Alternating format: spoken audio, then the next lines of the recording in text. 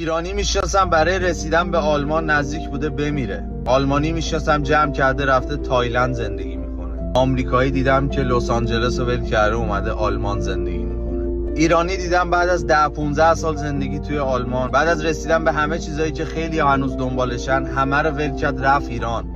گفت خوبیش بدیش همش برای خودتون، نمیخوام.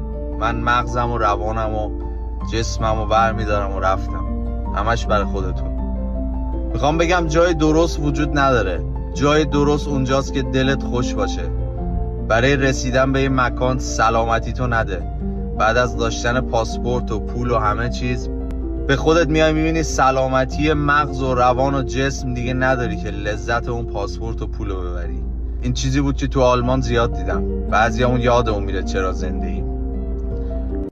ایرانی میشناسم برای رسیدن به آلمان نزدیک بوده بمیره. آلمانی میشناسم جمع کرده رفته تایلند زندگی میکنه. آمریکایی دیدم که لس آنجلس رو ول کرده اومده آلمان زندگی میکنه. ایرانی دیدم بعد از 10-15 سال زندگی توی آلمان، بعد از رسیدن به همه چیزایی که خیلی هنوز دنبالشن، همه رو ول کرد رفت ایران.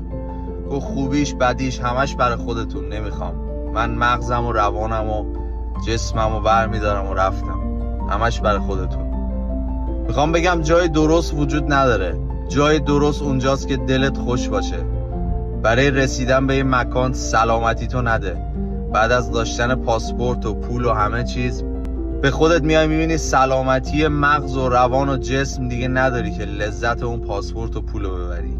این چیزی بود که تو آلمان زیاد دیدم. بعضیامون یادمون میره چرا زنده ایم.